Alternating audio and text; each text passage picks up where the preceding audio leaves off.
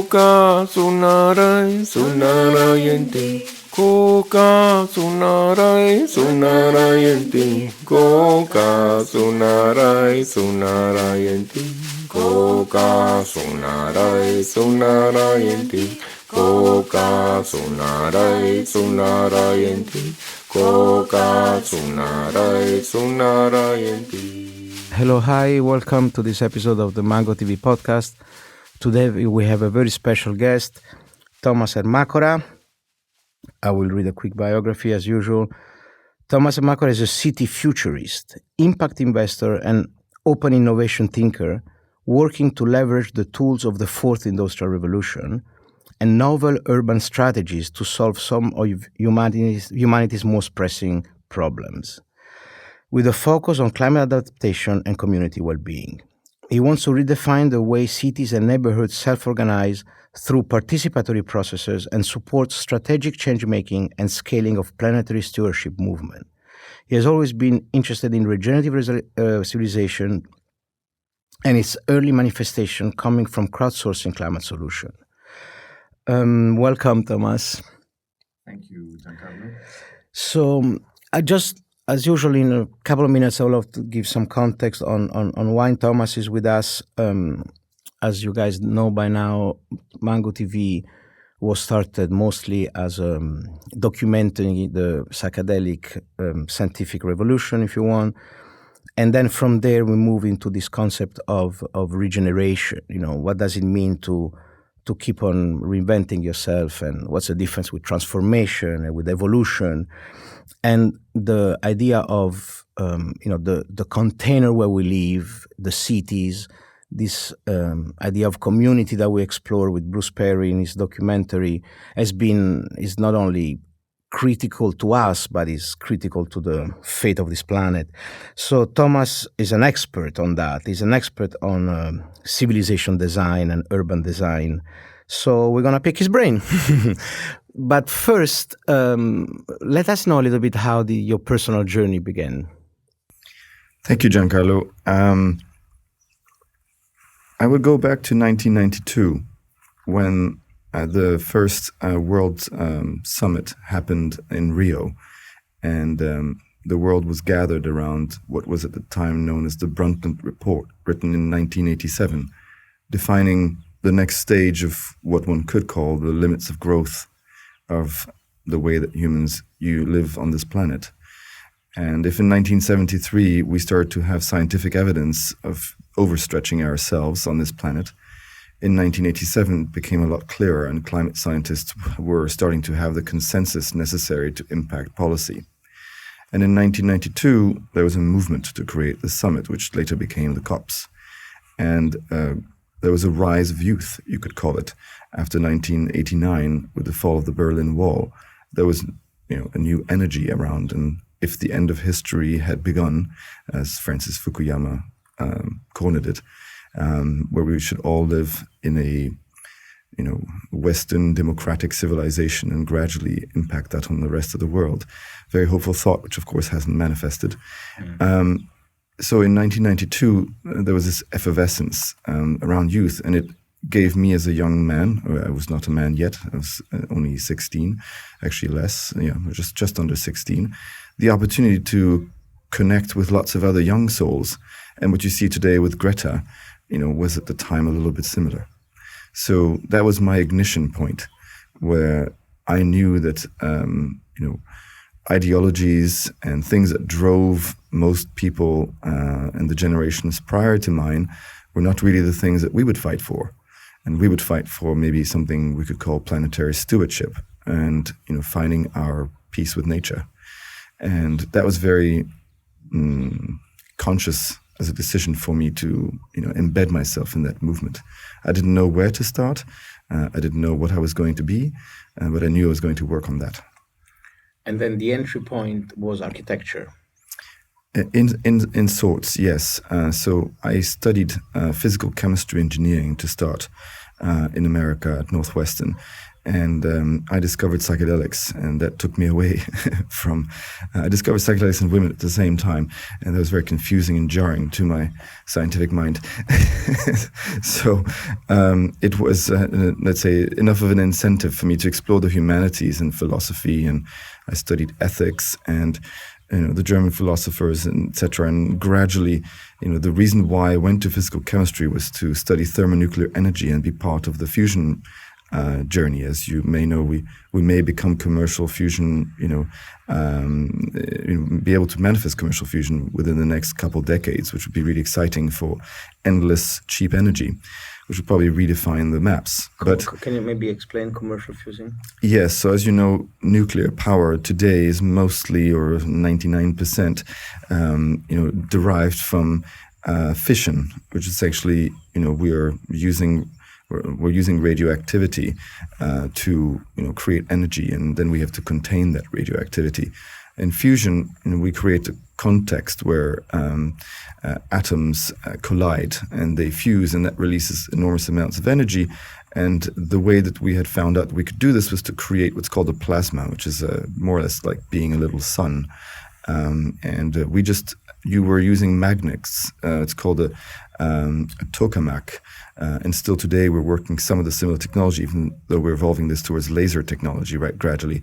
But basically, you had to use a huge amount of energy, and still have to create a magnetic field that can contain this high temperature plasma in which atoms of hydrogen and deuterium can fuse and release extraordinary amounts of energy. So this, to simplify it, this is something that we want to be able to do, and we're gradually getting to do it. But there hasn't been a way to control this and produce more energy than we consume. Well, if I may, I'm going to quickly transition to what you mentioned, architecture, because I think that's it'll give the lens on that, and how I look at the world. Mm-hmm. So effectively, I went through science and the humanities and gradually migrated towards geography. You could say macro thinking, and I started an architecture studio with my ex-wife, which focused on eco-construction. My thesis was on intentional communities and how the internet could reactivate rural villages. So I was one of the early proponents of what you call urbanism. Wow. And this was, more than 20 years ago. So I visited all the intentional communities and realized that they were unnetworked. They were quite technology averse and just not ready for the 21st century. On purpose, maybe. Well, yes, there was an ideological resistance to technology, because technology had led to industrialism, and industrialism had led to us having to flee back to, let's say, neo-bucolism.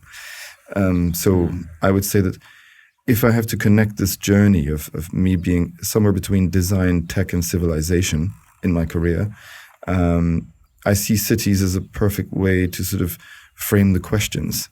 Because we're not very good at living together well, and we're not very good at living on this planet, heading towards 10 billion in this century. So how can we solve many problems at once? I think we need to think systemically. And the cities for me is just a natural, systemic lens.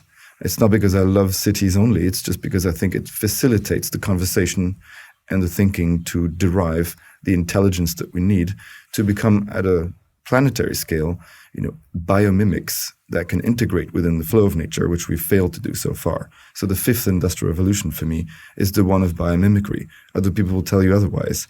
But right now we're very mechanistic, and I really believe that we are at the dawn of our technological capability and consciousness capability to embrace what I consider the fifth industrial revolution. Biomimicry is understanding nature operating principle and being in harmony with that. Absolutely. It's also, I would say, first and foremost, learning from 5 billion years of evolution. If you look at, one of my greatest mentors was a person called Jay Harman, who is a biomimicry designer. He is the inventor of what's called the impeller, which he froze his bathtub and looked at the vortex. And then he reverse engineered the vortex mathematically to create the shape necessary to induce a vortex in air and water. So he understood through that it can create exceptional optimizations So, for example, the fastest train in the world was designed on the basis of the beak of a bird. So it's all these things. I see. We basically are starting to understand, again, through technology and mathematics, computation, big data analysis, we can derive a huge amount of information from the catalog of life. Yeah, which we're not doing in health, for example, where you look for linear solution to complex problem like nature is doing. If you think about, you are a system thinker and a futurist. So you see this, imagine you are an extraterrestrial who see this blue planet. What do you see are the main problems? And then we go into the solutions. Well, again, I don't have a crystal ball. So, I'm a, what I call a hands-on futurist. I'm experimenting. I'm testing with people what might be ways of, living more harmoniously with nature. And ourselves, I suppose, in the way, or on the way. So I see four big obstacles, I would call them, rather than problems. Because problems call for solutions, and solutions can be a little bit too radical of an expression of solving to me. I think sometimes, you need to flow into a direction that is a solving direction, but solving can be a bit like, problem fix. If you go into this pathway of problem fix, you generate new problems as you go along. I understand. If you look at nature, the power of it is that there is no problem generated in the flow of nature. So it's sort of constant flow. Exactly. And so the notion of problem does not exist in nature. We've invented the word problem. You're so right. It's like the weather is always right. It is. But so instead the word issues doesn't, also the word issues bring the idea of reparation, of some sort of solution. Yes, I see them as obstacles. And so if you look again at the flow of a river, you arrive at a place and there's a cataract, and you have to, nature has to overcome it. But it does it with time. It does it with erosion. It does it with weather. It does it, etc. And then the river finds its way. So I'm the four obstacles that I see. The first one is what I would call what we have broadly called global consciousness is misaligned. And so we're still in sort of cultural struggle. We still fight for notions of territory, notions of who's who and what's what and who owns what. And we haven't upgraded our global OS to a level of I'd call localistic governance that's capable of aligning with nature's systems. So bioregionalism is an example of alignment. We've got geographical separation between how human societies operate and how nature's code operates. And we may not redraw the maps administratively, but we can do it functionally. So, for example, we can rethink riverbeds and work between countries and really rethink the way that we integrate nature and we integrate with life systems. Transcending frontier.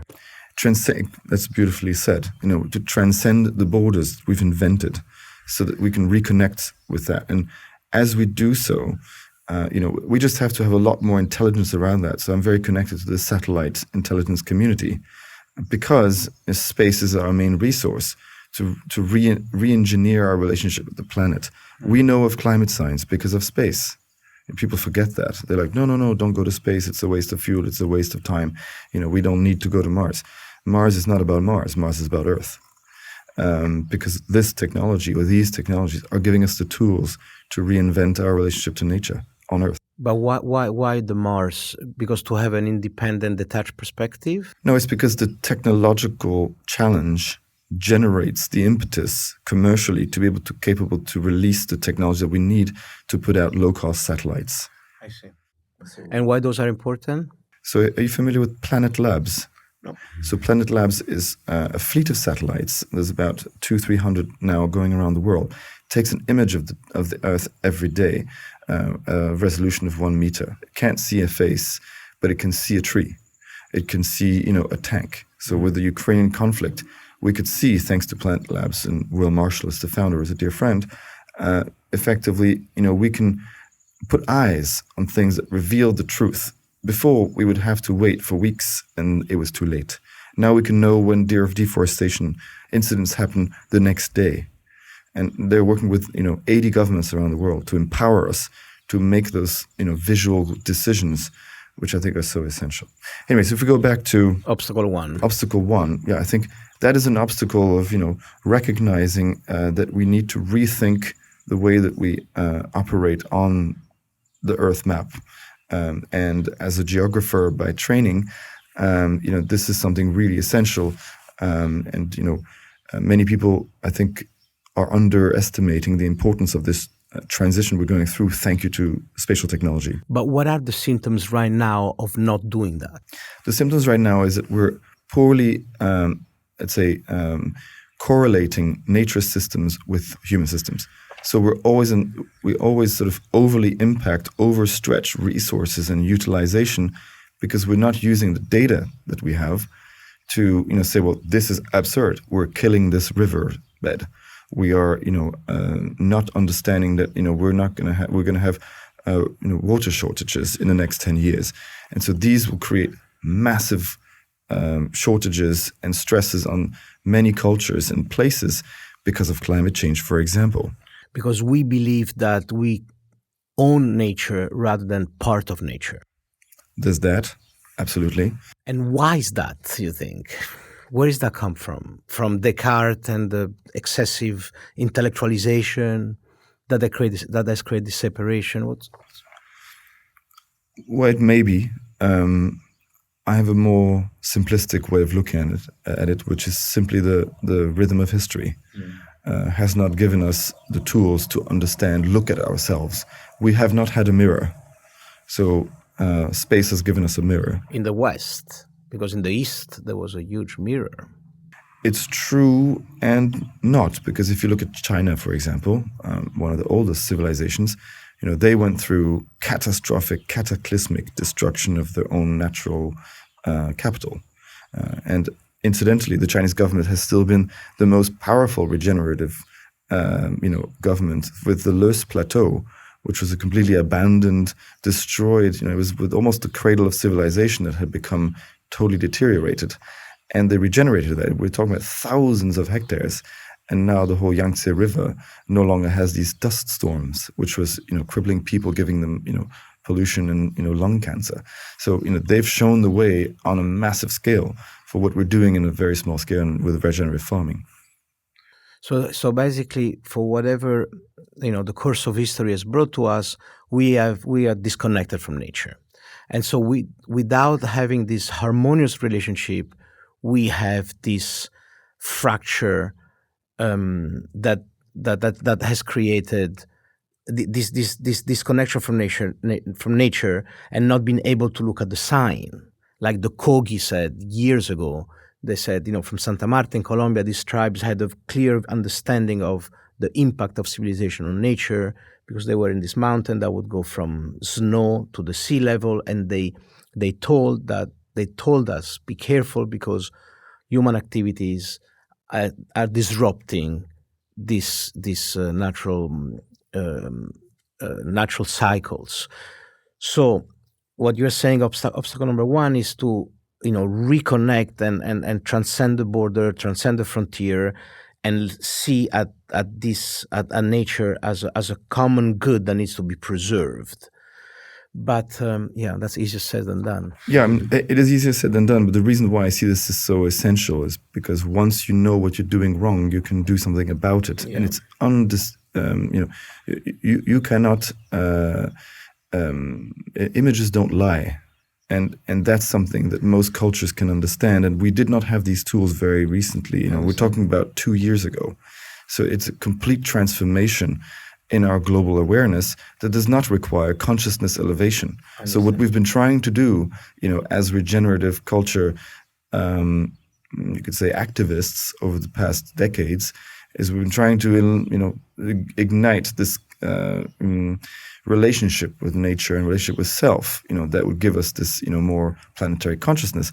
But that hasn't really been permeating in, let's say, the 99% of the world.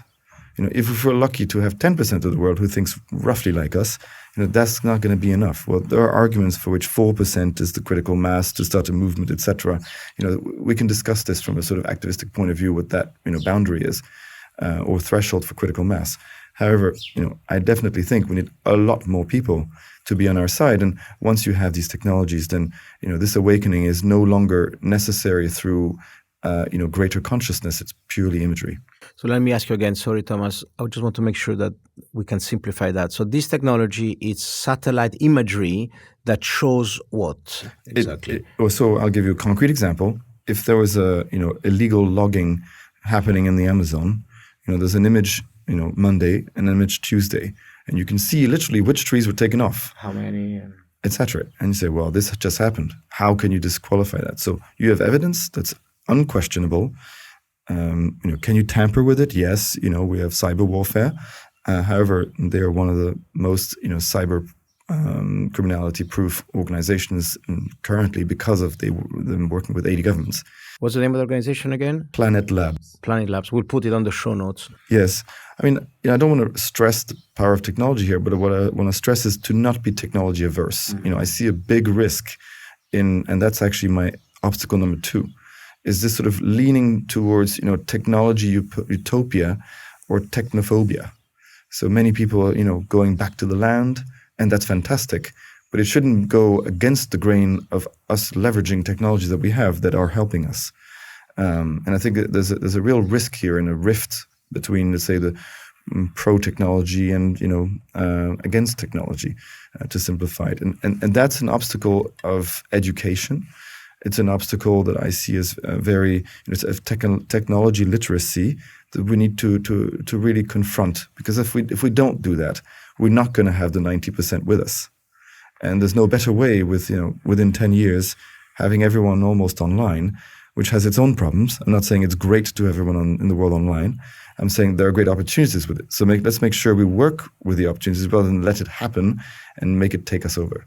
Yeah, that's why I wanted you to have in this podcast, because, in certain, I don't know how to call them, but the modern activist or the modern seeker or the third millennium paradigm shifters, there is this association with technology with the deep state and the evil of the world.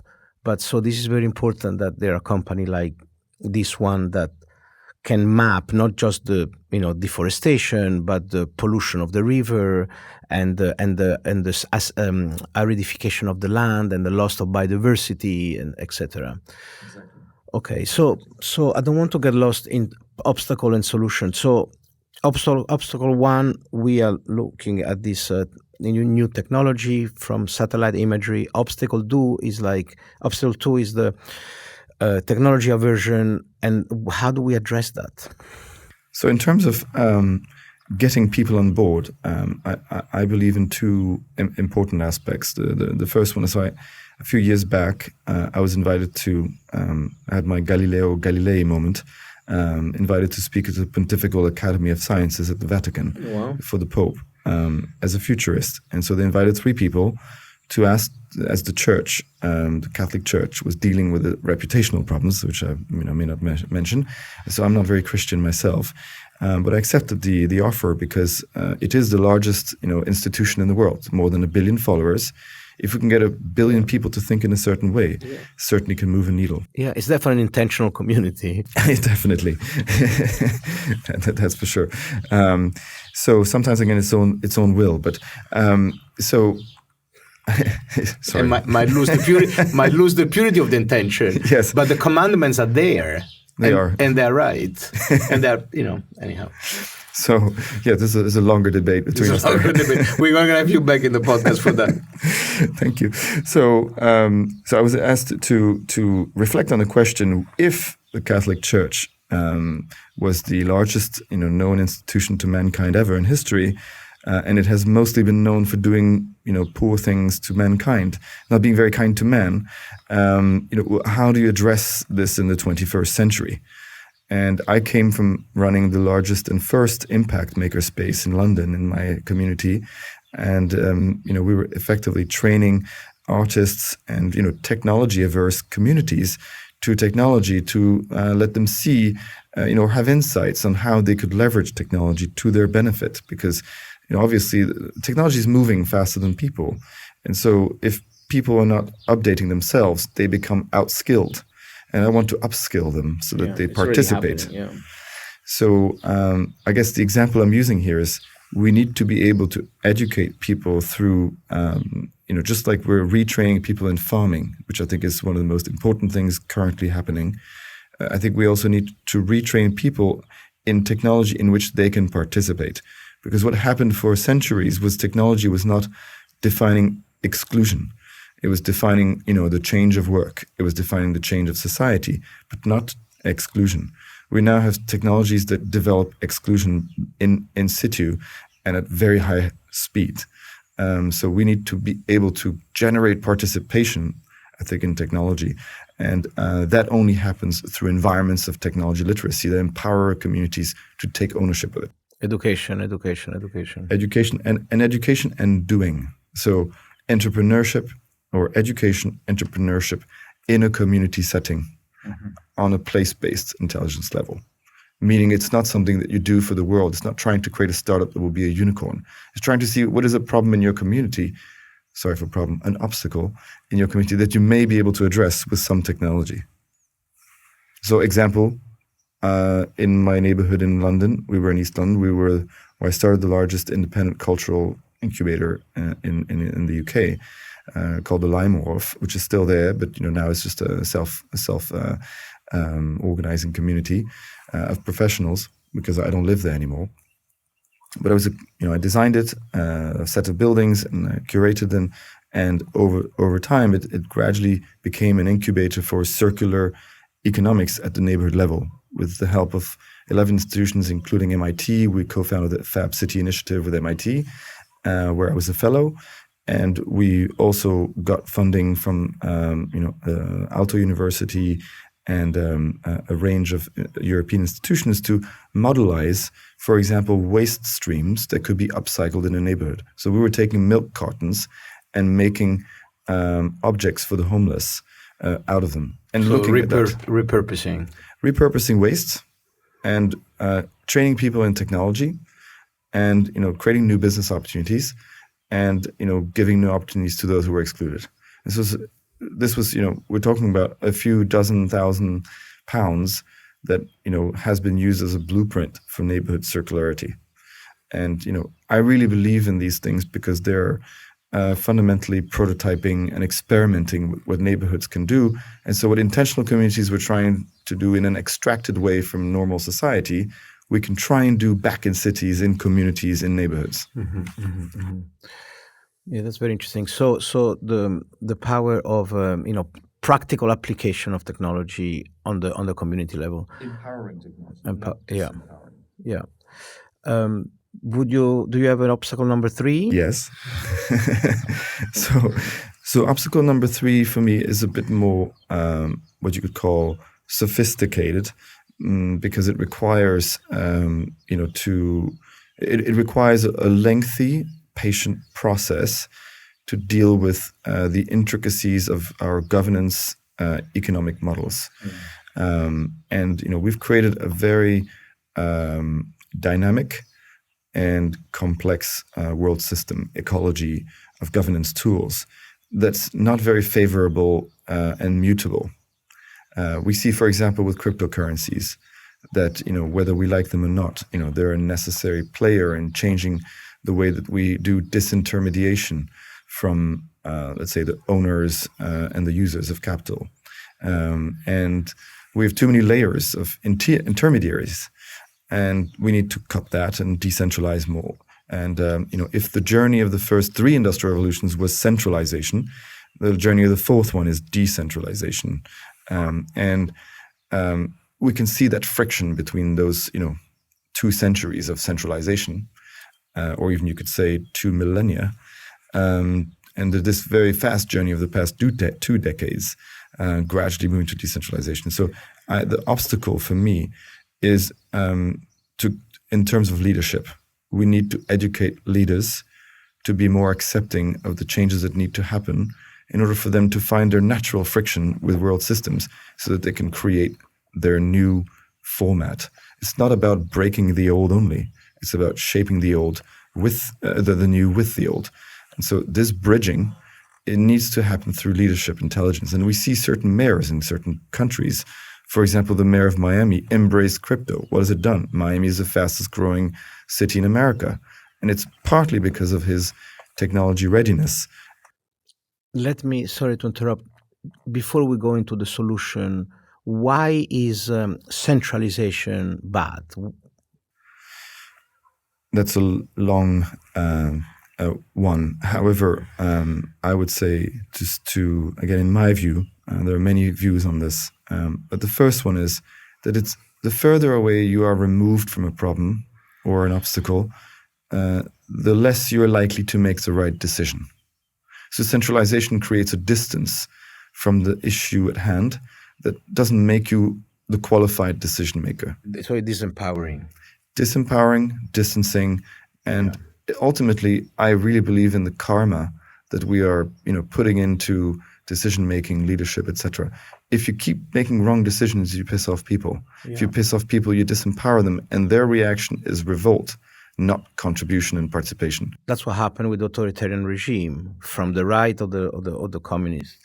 Exactly. So centralization leads to poor decisions, and poor decisions lead to, I would say, allergic social reactions. And allergic social reactions can be beneficial to interrupt the path of centralization or authoritarianism. So I'm not disqualifying, I'm deeply involved with the strategy with Extinction Rebellion. So I believe in those methodologies to do nonviolent, revolution, if you want. But I disagree with the fact that the path of history, which is accelerated through technology, needs to necessarily go through the frame of revolution. There are many, many, many places, many, many things that we can address with intelligence rather than revolt. I see. So the example you were suggesting to get out of the centralization model into the decentralization model, you mentioned crypto and the blockchain. Maybe you want to explain a little bit better for people that are not familiar. Sure. So I don't want to sound like a technology fan here, because that's not kind of my personal life journey. I embrace technology from the standpoint that it's there, and if we disagree with it too strongly, it will actually win, the arm wrestle. It's sort of fighting a robot. It's very difficult, so I want to, sort of weave a relation with technology that empowers humans and give technology a human face. So I want to mention this because otherwise I fear that, this podcast would sound like, I'm trying to, impose technology. So in terms of the decentralization kind of, opportunities, I would call them. Yes, there's, the blockchains, but there are a lot of other things. For example, I've been one of the pioneers of what you can call the participatory placemaking movement. Mm-hmm. So I'm one of the co-founders of a thing called Placemaking X. And I wrote a book called The Recoded City, which is today the manual for how to do participatory placemaking. So first of all, it's participatory. Well, it's self-explanatory, but it means that you're creating the opportunity for those who are not experts to participate in the journey of change that they will be ultimately the recipients of. And traditionally, when you look at urban planning and urban design, communities are recipients of them. They're not the makers of it. And if you look at intentional communities, for example, that was the strength of them, is that communities were deciding how they would shape their life, and they would then live in that container. So most cities are not designed that way. And with where we are in history and where we are as people, the opportunity of participation exists. Placemaking is just broadly, the slew of professions. So I'm an architect, an urbanist, a placemaker, a designer, all these things, they sit in that box. So I'm called a professional. But for example, if you were not, Giancarlo, a professional in placemaking, I still consider you a placemaker if you're given the right opportunity. So it's giving the tools of designers to those who are non-designers was the journey I was on. And I created a non-profit organization, the first of its kind in 2008, called Clear Village, because that's basically what I've been working on many, many, many, many years. to look at, these intentional communities, what were their manifestation in the 21st century? Well, are you familiar with the Dunbar number? Is that something you've heard of? Is the minimum number where people get along 130, something like that? Yes, it's a primatologist called Robin Dunbar who looked at the optimum primate, primate group size. And so it's roughly 140. 140, yeah. And, all it means is that we've been evolutionarily conditioned to optimize our group size and entente, roughly at that number. Because it's enough people to have diversity, but not so much to have anonymity. There's that part. And there's also purely how you organize, food, parenting, sexuality, spirituality. There is a sort of optimum critical number that you need. And then if you go past that number, then your brain shuts off and you start to have, let's say, relations that are less intense or intent, and then you lose quality in relations. And what we have today is the dilution of relational quality through social media. Yeah, I mean, dilution is a euphemism. It's like fracture even. Yes, but I like to be optimistic with the fact that we're still in generation 1 social media. We're still learning. It's a new tool. So I don't want to just disqualify social media. It's brought fantastic things too. We wouldn't have had, the Arab Spring, potentially. Is the Arab Spring good or bad? I don't want to put a name on it. But there are things that we need to accept that social media can be used for.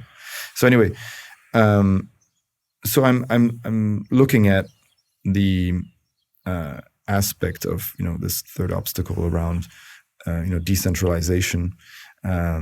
And I strongly believe that from an analog or digital perspective, you can create participation frameworks that engage, citizen contribution, participation, that really create a buy-in and co-ownership of the issues at hand.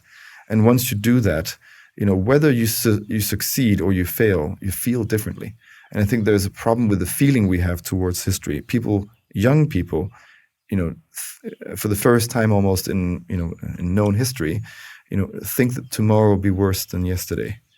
And this is the first time we have this absolutely overwhelming feeling. So there's a feeling of impending doom, and that's not empowering. Knowing that it's going to be worse doesn't mean that it's going to be worse, but you may disengage. And if you disengage, there's too much to do. And once you do, you feel better. So I'm a big believer in participation. But sorry if this is a stupid question, but participatory placemaking, the word place relates to your physical house. Not only, but you're right. Your community, So placemaking can be a hybrid of, we're now entering, Web3 and metaverses. So I'm not putting the physicality of it. I would say there's a dominance of physicality because let's say the information quotient that you have in physical expression is so much higher than the digital. The digital is like a compressed reality. So it's true that it empowers us to do incredible things at distance, and I'm not disqualifying that. But just you and me sitting in this room, I'm sorry, Giancarlo, we're exchanging pheromones, whether you like it or not. I'm very glad to do so. So that's, it would be unfortunate for people to ignore as we go forward and in time that this contact landscape, the physicality of the world, is incredibly information loaded. And that our brain only captures, such a small fracture, and our consciousness captures maybe 1,000 times more than our, conscious mind. But it's just, I would prefer to consider place in majority at this moment still a physical thing. Yes. So for me, and I think for the Mango TV listener, for our community, this idea of building community is critical, and so. How do you recommend people go about? I mean, do you recommend people to find 130 people to live with? So I think they already have them. The beauty of our current world is there's no lack of contact. If it's easy to get in contact with people in most of the world because there's a lot more people than there used to be. So throughout human history, we had to look for people and create communities. Now we kind of have to dissociate for communities because there are too many people around us. And then we have to reinvent our sense of community. So I think that the three key things there is to really put effort towards deep friendships and recognize the importance of contact, interactions that are high leverage on our psychology. Call it communal farming, call it communal lovemaking. That doesn't mean polyamory. It just means being in the same room with people that you care for. That's a family moment. So I think these are things that we need to really put attention towards. And there are ways to do so through activities. And most of our jobs today have been designed to alienate us from these moments. So COVID was very healthy in that respect, where we were actually conditioned to have to rekindle those powerful moments of contact with others. The second thing is the placemaking element. Can you associate with an environment in which you are more embedded and more deeply embedded in contributing? If you're only a visitor and I would call it a tourist of a place. Many people now are very nomadic, and I think it's essential that people, feel that they can be nomadic, but they can also be very rooted in a place.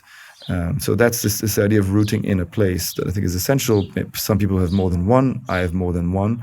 It's just the nature of my history, the nature of me being multicultural and growing up in many countries. And then the third thing, is to look at the associations between your, I would say, spiritual relation to life and the manifestation through your tribalium, your work. Whatever you choose your work to be, whether it is being an artist, a politician, or a contemplator, or whatever it is, your role should be, manifesting in place and be identifiable. You see many people who are ghosts, who effectively just live somewhere, and they are not in the place, and therefore it's hard for them to associate meaning with where they are. And I think that's essential. And the power of Ibiza today, I think, really, for many of our friends who live on this island, and probably why we're drawn to it ourselves, is because we have an opportunity at every moment of the day to deeply connect with kindred spirits and people who, through their work or expression of self, are not absent. They're present. Try to do that in New York. Good luck. Do you know this English writer, John Harry? He wrote this book on depression, debunking the clinical trial and this idea that depression is a chemical imbalance, and he spent I don't know how many years really studying the origin of depression, and mostly comes from lack of community and lack of connection. Absolutely. So the like-minded community is not really available that easily. And so, I feel that, what would you... May I disagree? Yeah, of course. That's what we're here for. So, for some people, it's very difficult to create the 130 people and the authentic relationship and the connected relationship that give them the supportive emotional container that allow to find their purpose and not being a ghost. For some people, it's not a choice. It's not an option. Mm-hmm. I cannot, I can only agree with what you're saying, and it's actually from that observation that I start my analysis. So with my wife Galia, we're very involved in obviously the psychedelic Renaissance movement, and also mental wellness, mental health, and wellness.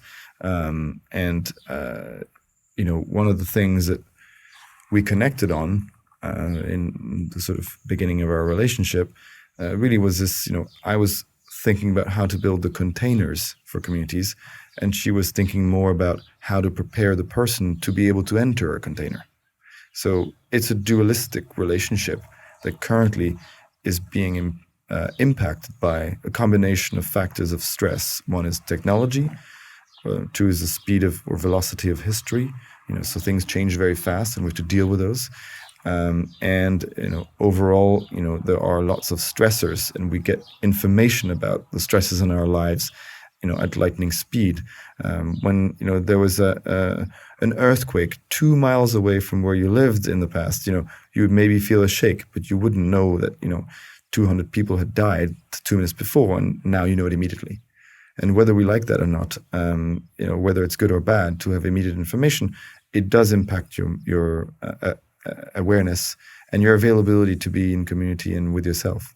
So why did I say I disagree with you is because I think that the opportunity to be in community exists everywhere. Not equally, for sure. There are places where there's trauma. There are places where there's not enough communion of ideas, so that people can let themselves go. So I'm not going to say I'm not an idealist in that respect. But even in the worst places in the world, I was involved in the humanitarian effort in Ukraine. You see glimmers of hope that are just phenomenal. The sparks of humanity sit within us; they're not outside of us.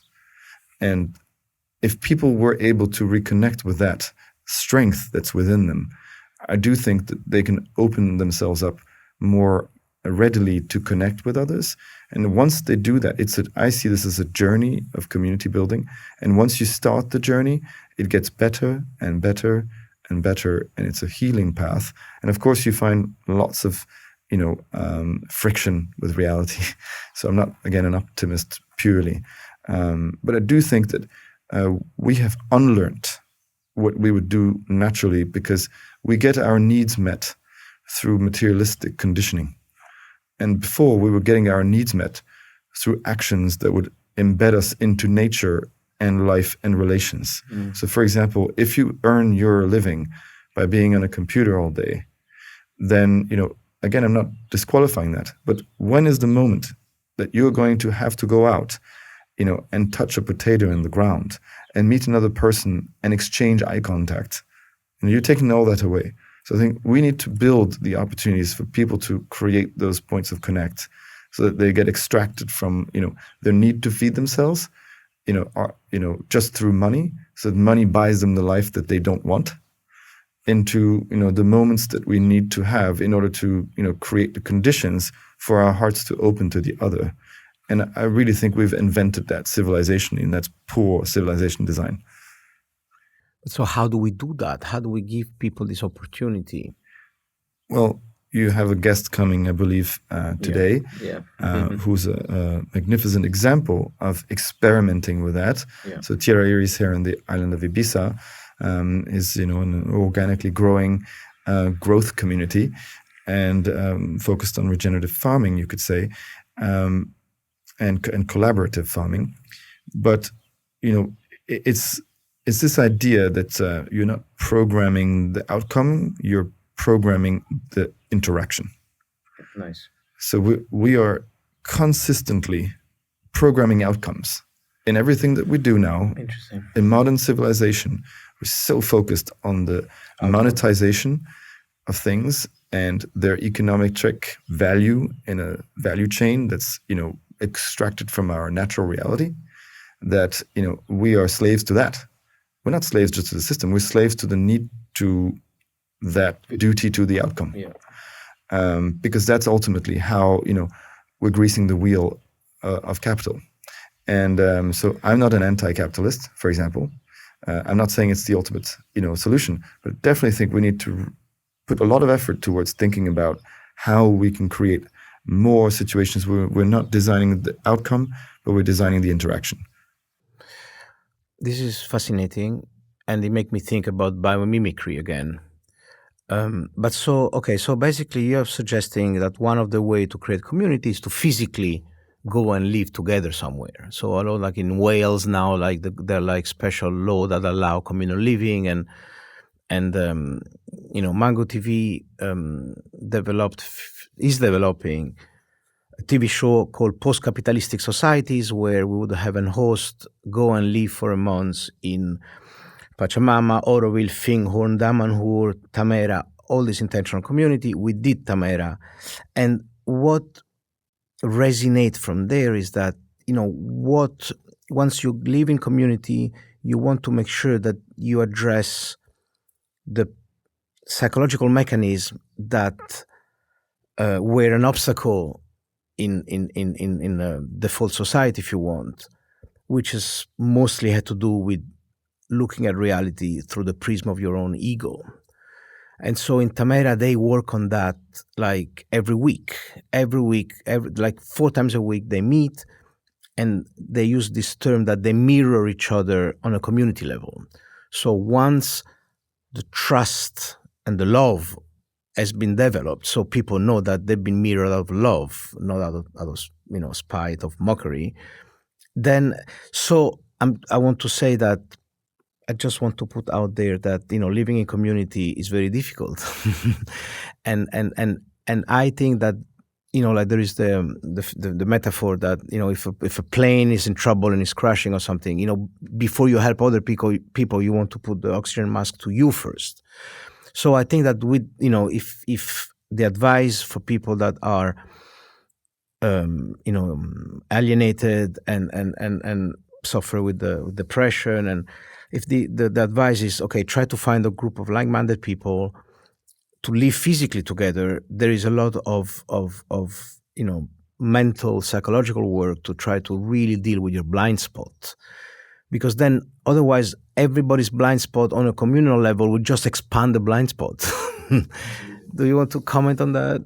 You have a psychologist wife. No, what you said is beautiful, and I really deeply resonate with it. These intentional communities, Findhorn, Tamera, Oroville, are what I wrote my thesis about 20 years ago, and they were exemplars in again designing the interactions rather than the outcomes. Where does that stand for me in terms of where we are? Well, there are unfortunately too few places that have the, you have to almost leave the contemporary world and extract yourself from it to build another reality so that you can re-engineer those relationships and interactions that are meaningful to community and to self. That's unfortunate. It's not only unfortunate, it's a tragedy. It is potentially, one of the main reasons why we would, collapse, to quote Jared Diamond's, theory of civilizational collapse. And at this moment in time, I still want to stay optimistic because I find that the great challenges that we're facing as a humanity, are actually great motivators. So it's unfortunate we have to get so close to the wall or to the cliff. But ultimately that may be what's necessary. I'm not, again, very religious, but in the Baha'i faith, there's a sort of a saying around, the Prophet Baha'u'llah, who effectively announced that there would be, a great crash that would, create, the greater peace. There's the small peace and the great peace. And I quite like this sort of imagery, because I definitely think that we're still quite far from the great peace. And maybe the great peace is only, a limit that we lean towards, in our collective consciousness and planetary awareness, and we're always, making smaller pieces with ourselves and with the planet. But overall, I think we're facing this wall or cliff from climate extinction. We're definitely sort of more self-aware than we've been. Things going business as usual is not particularly friendly to many. So I guess what I wanted to respond to regarding your observation is that there is an opportunity, I believe, to expand this, call it, discrete innovation and experimentation that intentional communities have manifested over the past few years. I consider we're generation 4 intentional communities. Oroville is generation 2, Tamera as well. And we can go through these generations if you want, but we're now in the process of doing generation 4. And there's an opportunity to look at these in many, many, many places of the world that do not require this abstraction from the world we live in. And that's partly thanks to digital technologies, actually, because we can start to build neighborhood relations and reactivate those things And, we're seeing more and more tools for mental health, being straight from your phone. And, is that good or bad? I'm not going to put a qualifier. I just think let's use every tool we have so that we can activate more people to give them the energy, I would say, and the sort of willpower to step into the zone of interaction that will facilitate community building and ultimately be these mirrors that you need in many, many, many geographies. So this is what some people call cosmolocalism, so that we're basically able to be, cosmopolitan, localistic individuals. So some people call it, a new form of boho, because it's a bit, people who are wealthy who can do this, smart nomads go from left to right and always feel that they're cosmopolitan even if they live in a village. So the super luxurious village for the few that's very green and eco, kind of Earthship almost like. It would be unfortunate if it was just left for the few. But I definitely think it's not only that. And we see some of the happiest communities are, interestingly, I was involved in setting up a refugee education program with MIT. So we co-founded this program and brought it to Jordan. And we trained refugees in artificial intelligence, big data, robotics, etc., things that they would have to go to MIT to train for, and we gave them micro degrees in an accelerated way with a job at the end. And this first cohort that I was a futurist for and gave the initial lectures for is now educating the King of Jordan's High Council on technology, and they're becoming So I'm just showing it's the transition from being disempowered to empowered is sometimes very short. It's incredibly disruptive if you can empower people who have the energy. So energy to manifest your willful community sense and contribution to community where you live, I think is something which we should not underestimate. Yeah, obstacle 4 is a you could call it a more heart-centered one. I definitely think that we have to consider women as our main ally to a better tomorrow. So I'm going to say that... Or maybe we're going to be their ally.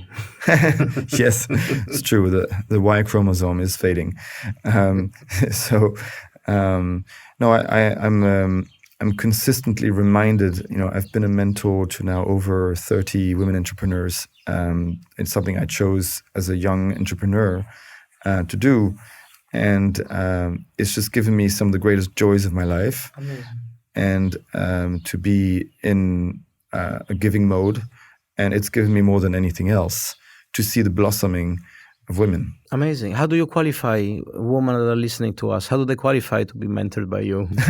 Oh, well, it was just because, I was so-called an expert in something, whether it was entrepreneurship or design or technology, and then I sort of gave time there, and I've been involved in many incubator and accelerator programs. Some I founded, the one with the Vatican, under the auspices of the Pope's Laudato Si encyclical.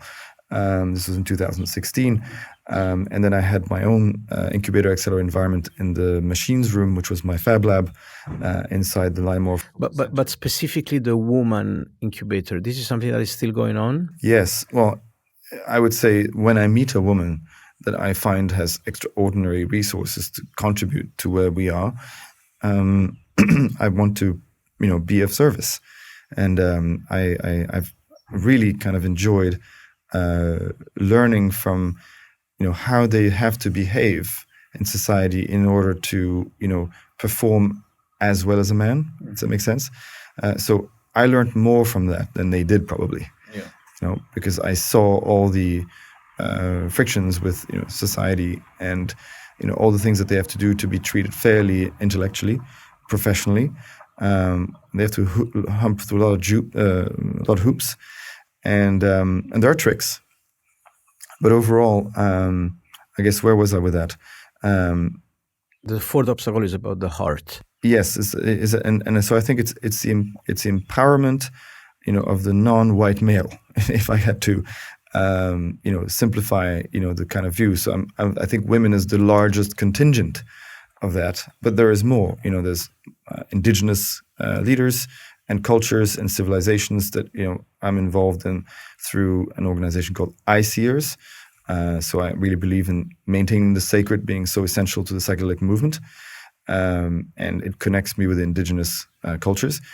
But in general, so you have people of color in certain countries. You have, of course, cultures that are being suppressed in certain geographies. Whether you call it China, which is effectively Han civilization, which is quite limiting, and we're completely suppressing the contribution of the majority of the world. So how can we not see that as an obstacle to our thriving? So the obstacle is really excessive empowerment of the white male. Yes, and leaning into that. And here is a really problematic aspect of technology, where technology education, technology entrepreneurship, technology successes, unicorns. Finding the unicorn has led us to, empowering the white male nerd to a very problematic degree, because it's just reinforced the suppression of the balancing factors that we had. And even though we can say there's a lot of empowering through technology, I think we need to be more aware of this. And I have to say, I don't really, I've not appreciated the way that Me Too or, Black Lives Matters have been, sort of pushed through society. I think it's been a bit forceful, sometimes a little bit, I'm not going to say ignorant, because that would be, judging. But I think it has, if you look at Israel, during a certain period of time, if you think of Israel being founded from, the Holocaust almost, and you see some of the work, in the Gaza Strip, it's shocking. And it's, I'm not going to, again, put fingers on anyone, but we seem to be very incapable of remembering and, putting our heart focus on inclusion. And I think it's more about inclusion than, penalizing. I want to go back to Mandela's forgiveness theories. I think we need to forgive ourselves a lot more, because that is how you include others. It's not by creating laws to say, I was working in South Africa 16 years ago on a Black empowerment project, and it was limiting the competency of the people we could hire to train the same people we're trying to empower. So, laws and regulations and frameworks and penalizations, for me, are less interesting than forgiveness, incentives, and mutual education. And so I would definitely, be a proponent of, training grounds where people learn, for example, to communicate with each other like we do in couples. God knows it's hard to listen to each other, even with the greatest intelligence and intent. So I think we need to really be more aware of our need to learn to listen, our need to learn to be inclusive in nature rather than, by force. And that, to me, will empower billions. And if we do that, then, if you have billions working in the right direction and you multiply that by 2, I think we can overcome incredible obstacles. Yeah. And if I may add, I think the important thing to keep in mind if we want to increase communication among us is this idea that, our mind is a battlefield, is a minefield of bias and conditioning, like Audrey Marcus says. And so if you don't do the work to identify this bias and conditioning, then, then again, we go back to this idea of the blind spot. And then communication become, is like you're like half present. And so how do you deal with the, bias and conditioning? We've been discussing that on Mango TV with neuropsychopharmacologists and psychologists and shaman and mystics and tantra teacher, all this way to, a more embodied spirituality that get you out of the mind and detach you for your biography, your environment, and your cultural conditioning in going out of your mind. And so if everybody does this work, there's a better chance of getting along. Absolutely. Do you have a obstacle number 5, or I can recap the 4 if I can? I think there are many other obstacles that I could mention, but the reason I chose those 4 is because I think that they work together to either tie us to a tomorrow that we embrace with love and care and affection, or they're going to cripple us. Yeah. I've preferred to choose slightly intangible obstacles rather than very tangible ones. If you want to go into the specifics of how we design cities, how we transform our land use and farming systems, if you want to go into all these things, I would love to go into them. I've had you could say a range of systems thinking journeys that I would love to share. However, I feel that in this context, where the way that people can look at themselves and feel that they already have the resources to get access to the tools that will empower them. And to me, that's essential. I find a lot of people completely disempowered and disengaged, and it's not that the opportunities are not there, it's that they're struggling to see them and they disconnect from them. And when they do that, we're all losing. One soul lost, is our soul lost too. Amazing. And thank you so much for offering to go in more details about how to build an urban city around regenerative agriculture, because I think that's what we're gonna do at Holotropia in our panel about regenerative civilization. So let me see if I can do that. So, and forgive me if I simplify and barbarize your thoughts. So you see the first obstacle is this disconnection with nature, which solution could be this new satellite imagery that can tell you in real time what's happening in terms of deforestation and pollution. The second issue you see is this idea of aversion towards technology that's creating a lot of disempowerment. There is a lot of way to use technology without being used by technology. The third issue you mentioned is this idea of excessive concentration also has created disempowerment. And then, you mentioned blockchain as one of the tools of decentralization. And finally, this idea of, the heart and getting along better. And I see in these four issues, the common thread is disempowerment versus empowerment. I deeply resonate with that. And I'm very grateful about your more, if you want, scientific and mainstream approach, because we love our Ibiza community and the dreamers and the modern seeker, the third millennium, people that see this third millennium as really a tipping point in consciousness and a mass awakening. But I like your approach of, working with government, working within the system.